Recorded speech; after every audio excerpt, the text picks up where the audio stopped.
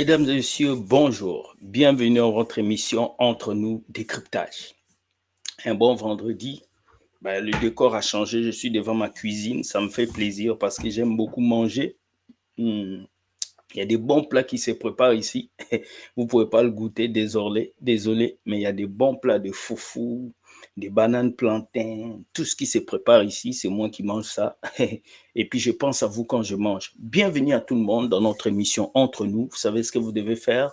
Likez et partagez et dites-nous ce que vous pensez par commentaire. Merci à tous nos nouveaux abonnés qui continuent de s'ajouter jour le jour afin que nous puissions avancer. Aujourd'hui, nous allons parler. Et vous savez que quand je parle, beaucoup de gens ne sont pas contents, mais nous parlons. Mais avant de parler, je vais lire un verset avant que nous puissions commencer quand même. 1 Corinthiens 14, verset 34. Que les femmes se taisent dans les assemblées, car il ne leur est pas permis d'y parler, mais qu'elles soient soumises selon que le dit aussi la loi. Ici, nous voyons que Paul a dit que les femmes se taisent.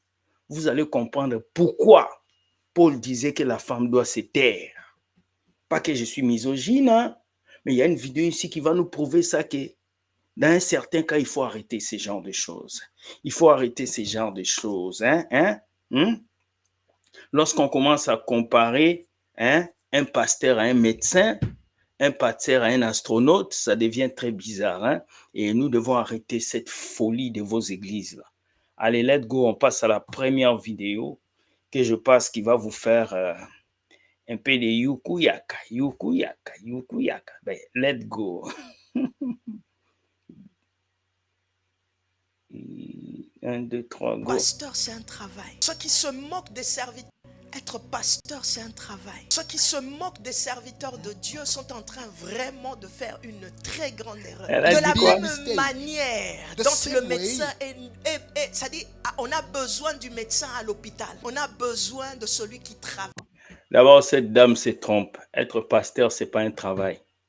Être un pasteur, c'est pas un emploi. Être pasteur, c'est une vocation reçue par Dieu. Vous comprenez pourquoi j'ai lu le verset que Paul a dit aux femmes de se taire. Être pasteur, ce n'est pas un emploi. Faux. Les pasteurs payent les impôts, mais non. Les pasteurs payent les impôts comme les médecins. Les pasteurs payent les impôts comme comment on les appelle? Les avocats. Non. Être pasteur, ce n'est pas un emploi. C'est une vocation que Dieu te donne pour amener les gens vers Christ. Ce n'est pas un emploi. Sauf que quand vous allez à l'école théologique, vous avez un petit papier que vous appelez diplôme, que vous collez au mur de vos bureaux. Là, vous pensez que c'est un emploi. Et à force de croire qu'être un pasteur, c'est un emploi, vous allez toujours dépendre des salaires des gens. C'est triste de voir des gens qui se limitent à faire ce que Dieu ne les a pas dit de faire. Pierre vous a dit que être pasteur, c'est un emploi. Jésus vous a dit que être pasteur, c'est un emploi. Être pasteur, ce n'est pas un emploi, ce n'est pas un travail. Le travail du pasteur, c'est l'action qu'il fait. Mais professionnellement, ce n'est pas une vie, ce n'est pas comment on appelle ça? Ce n'est pas une fonction. C'est un don que tu as reçu de Dieu. Et tant que vous allez ignorer ces dons, vous allez passer votre vie à quémander de l'argent au peuple de Dieu. C'est triste, mais c'est triste ce que cette dame explique. On va écouter encore. Laissez-moi écouter avec vous, laissez-moi écouter. On reprend à zéro. Être pasteur, c'est un travail. Ceux qui se moquent des serviteurs de Dieu sont en train vraiment de faire une très grande erreur. De la même manière dont le médecin c'est-à-dire, on a besoin du médecin à l'hôpital. On a besoin de celui qui travaille dans l'œuvre de Dieu. Il n'y a aucun travail qui ne paye pas. Si toi, tu ne sais pas comprendre qu'au fait, quand tu vas travailler et que tu entres dans un hôpital, ton argent paye la facture du médecin.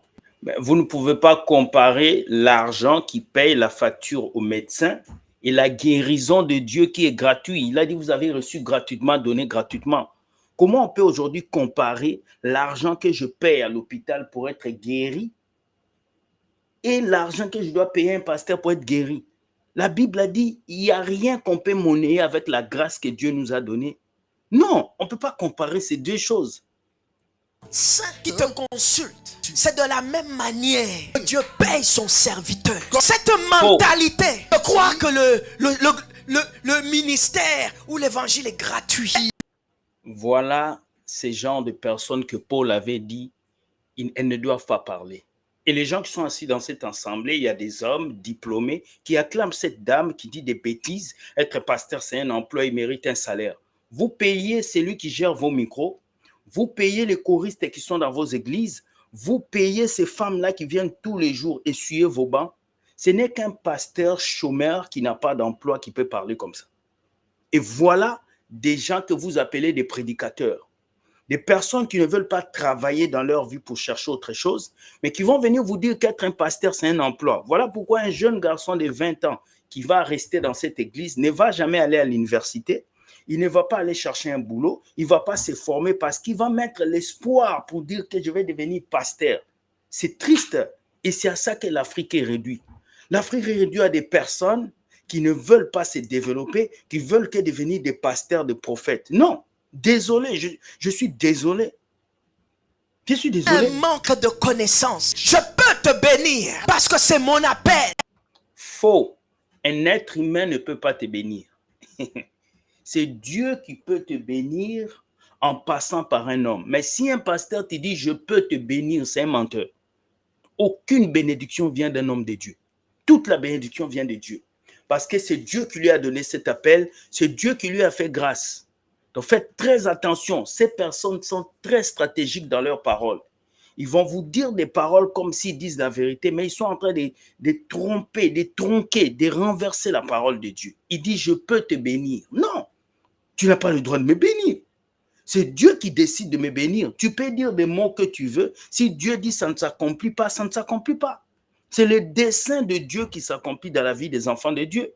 Comme un médecin peut te donner un conseil, même en dehors de l'hôpital. Et lorsque tu entres dans son premises, lorsque tu vas consulter là où il travaille, tu vas marcher selon les principes de l'hôpital. Je peux te donner conseil sur les cheveux que tu as. Mais lorsque tu entres là où je coiffe, tu dois me payer ma facture. Et tu dois me payer ma facture. Donc, on compare l'appel de Dieu à un emploi. Donc, quand moi je veux voir, un pasteur, il faut que je le paye. Mais c'est triste, hein? Quand moi je veux voir un homme de Dieu, il faut que je le paye. Mais c'est triste, hein, les amis. Est-ce que vous comprenez? Ces gens-là ne sont que des serviteurs du ventre. Ils ne servent pas Dieu, ils servent leur gain personnel. Donc, quand toi, tu viens consulter le pasteur attend sa facture. Mais pourquoi? Mais vous avez reçu gratuitement, donné gratuitement. C'est triste, les amis. Donc, ton offrande n'est pas à être minimisée. Ne te lève pas le matin, minimisons le travail d'Aouah. Ne te lève pas en minimisant le travail d'un ouais. Ceux qui sont assis devant toi, c'est qui? Ce sont des poupées de Jésus. Ce sont des oins de Dieu aussi parce qu'ils ont le Saint-Esprit.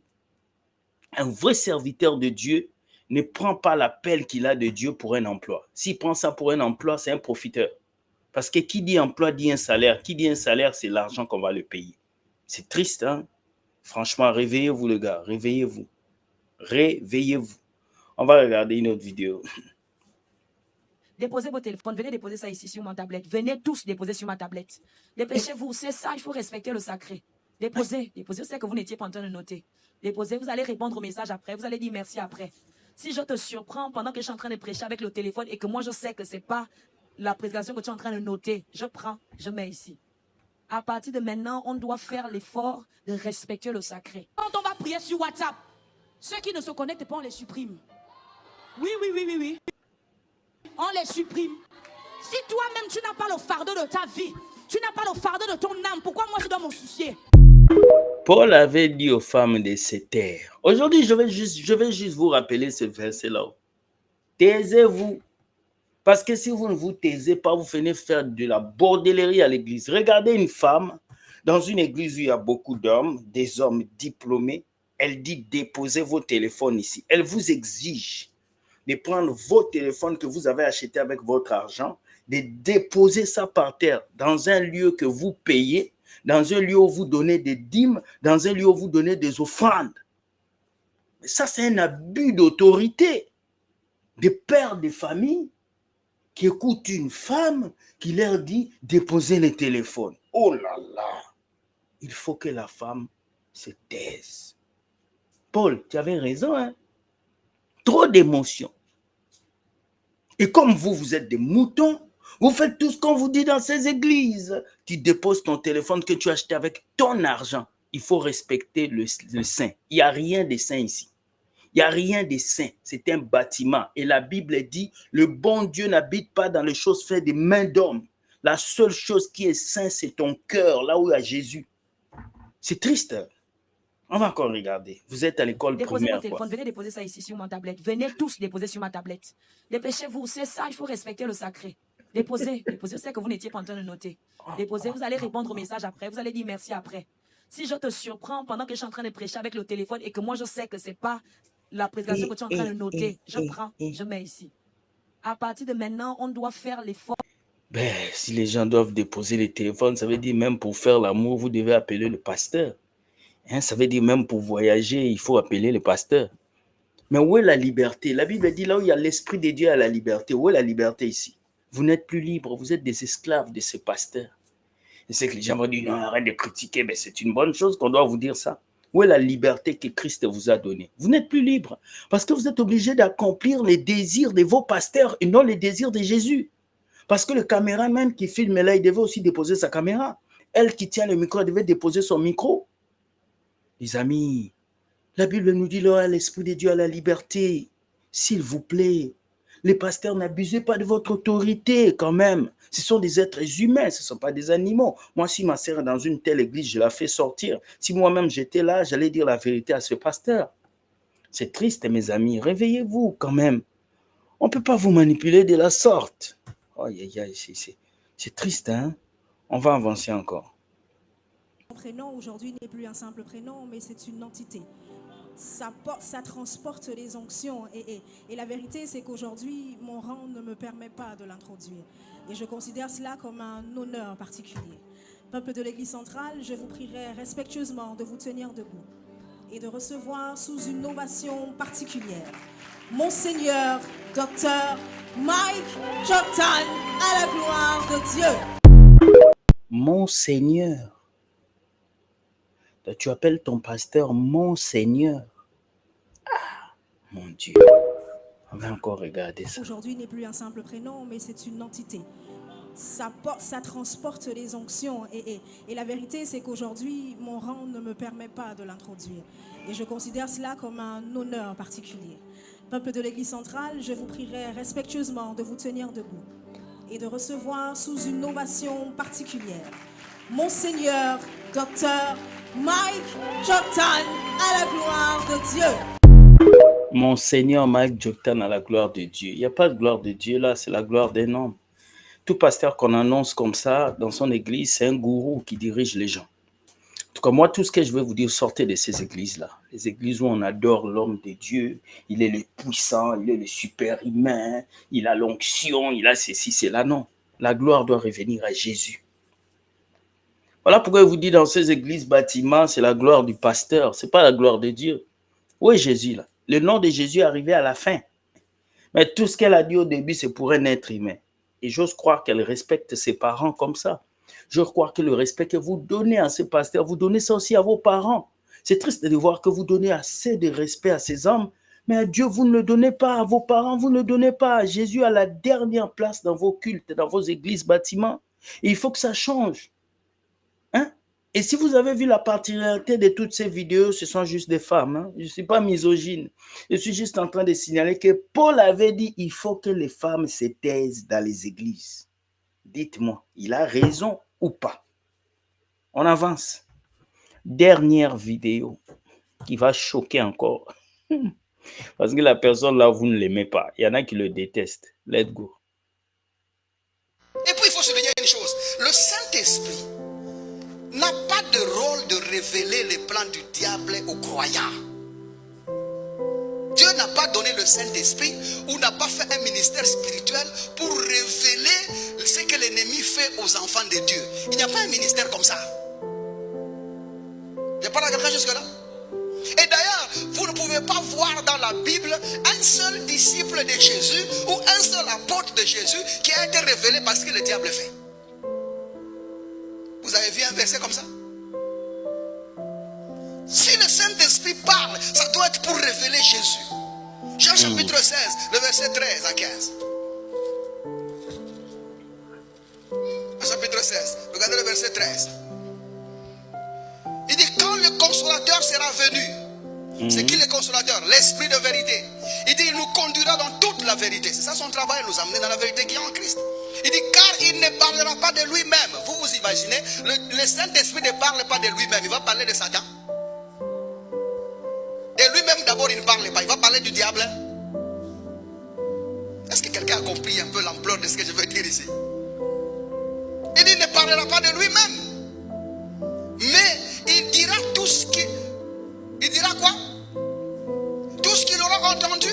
Et il vous annoncera les choses à venir. Verset 14. Il me glorifiera. Il fera quoi? Me glorifiera. Quand le Saint-Esprit parle, il glorifie Jésus. Le Saint-Esprit ne parle pas pour glorifier l'ennemi. Dire déjà que le diable est en train de planifier quelque chose, c'est glorifier l'ennemi. Ça voudrait dire qu'il reconnaît le pouvoir du diable d'opérer dans la vie de quelqu'un. Et le Saint-Esprit n'a pas ce travail-là. La Bible dit, il me glorifiera. Il ne glorifie que Jésus. Il dit, parce qu'il prendra ce qui est à moi et vous l'annoncera. Son travail, c'est prendre ce qui est de Jésus et nous annoncer. Et ce qui est de Jésus concerne sa venue, sa mort, son ensevelissement et sa résurrection. Le diable, le Saint-Esprit ne sait dire que ça. Pas le diable. C'est bien.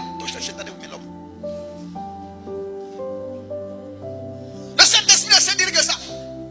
Il ne peut pas dire autre chose. Il ne connaît que les choses qui concernent Jésus-Christ. Ça mérite un bon amen. Quand lui, il ne parle que de Jésus glorifié. Il ne parle que de la vie que tu as en Christ et de la beauté de vie que tu vis en Jésus-Christ. Il ne connaît que ça. Terminons par la lecture. Verset 15. Il dit, tout ce que le Père a est à moi. Donc il n'y a pas un Dieu à connaître là qui est Jésus-Christ. Il dit, tout ce que le Père a est à moi.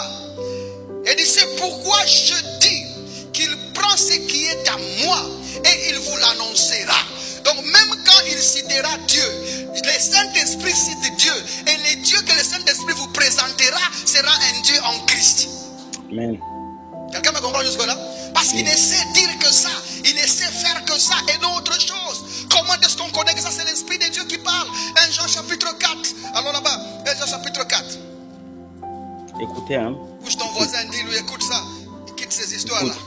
Quitte les histoires de l'Esprit de Dieu m'a montré la sorcellerie dans ta famille. Ceci l'Esprit de Dieu. Tout esprit qui confesse Jésus-Christ venu en chair est de Dieu. Si c'est le Saint-Esprit, il doit confesser celui qui est venu te sauver. Si c'est le Saint-Esprit, il doit confesser ce que Jésus a fait pour toi dans sa mort en la chair, dans sa résurrection et sa venue en chair. Ce sont les choses que le Saint-Esprit a confessées. Verset 3. Et tout esprit qui ne confesse pas Jésus venu en chair n'est pas de Dieu. N'est pas de Dieu. Donc, si dans la confesserie de ce qui se confesse à l'altar, il manque Jésus, c'est que c'est cet esprit-là qui parle par cet homme qui diffuse ce qu'il diffuse n'est pas de Dieu. Amen. Il est de qui alors? Il est du diable. Hein? Il est sur celui de l'Antéchrist. Donc vous avez appris la venue et maintenant est déjà dans le monde. Il est où maintenant? Dans le monde. C'est celui de l'Antéchrist. Antéchristos. Antéchristos veut dire ce qui s'oppose à ce que Dieu a fait en Christ. Qui s'oppose à Christ. Qui s'oppose à l'œuvre de la croix. Qui se comporte en ennemi de la croix. Donc si le témoignage du Saint-Esprit par la bouche de quelqu'un qui prêche ne pointe pas à Jésus, cet esprit, quoi que ce qu'il dirait, est contre Jésus. C'est fort. Je peux bien te dire que le diable te poursuit, mais la phrase que je viens de dire est contre Jésus. Parce que si cette phrase-là était pour Jésus, elle ne dirait pas le diable te poursuit, mais elle te dira ce que Dieu a fait pour toi à arrêter la poursuite de l'ennemi. Yes. Connaître ce que Dieu a fait pour toi te stabilise et te positionne dans la victoire perpétuelle. Connaître ce que Dieu a fait pour toi te stabilise et te positionne dans la victoire perpétuelle. J'espère que vous avez suivi. Voilà pourquoi, même pendant les moments de Paul, tout ça, il n'y avait pas quelqu'un qui est venu dire non, J'ai vu mon grand-père qui m'a appuyé le cou, j'ai pu ma grand-mère. Non, on n'a pas dit ça. Donc, nous pouvons comprendre ici que le Saint-Esprit vient annoncer ce qui est de Dieu. Pas tu vas voyager, tu auras une voiture, tu auras une maison. Non, le Saint-Esprit vient annoncer les choses célestes. Pas les choses que vous croyez souvent. Le Saint-Esprit viendra te dire tu auras 4 voitures, 4 maisons. Non, c'est faux. Le Saint-Esprit vient annoncer le salut, la parole de Dieu pour que tu changes. C'est ça qu'il faut.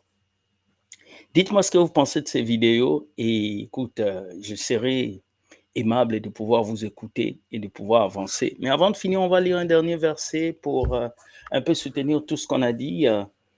Éphésiens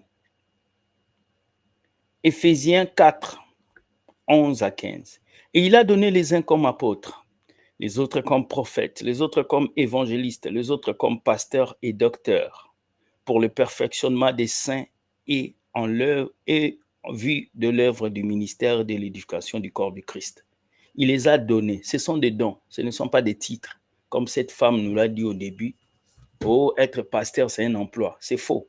Allez lire la Bible. Être pasteur, être prophète, ce sont des dons. Vous êtes comme Christ. Vous n'êtes pas Christ. En fait, pasteur, prophète, évangéliste et docteur ne sont que de copies de Christ. C'est tout. Ce n'est qu'une partie de Christ qui est en vous qui vous permet d'agir. Mais sinon, c'est Jésus qui est le vrai pasteur. C'est Jésus qui est le vrai prophète. C'est Jésus qui est le vrai docteur, le vrai évangéliste. Il a œuvré dans ces 5 ministères en une seule personne. Donc, ne vous enorgueillissez pas d'être pasteur, que c'est un emploi, on doit vous payer. C'est le mensonge. Personne ne va vous payer. Levez-vous chercher un emploi, déposez les CV. Jésus n'a jamais dit que c'est à l'église qu'on doit devenir milliardaire. D'ailleurs, il n'a pas laissé une église. Il a laissé des cœurs de personnes qui croient en lui et qui espèrent qu'il revient pour les chercher. Bonne journée. Soyez bénis. Fâchez-vous comme vous voulez. Ce n'est pas mon problème. Dieu gagne toujours.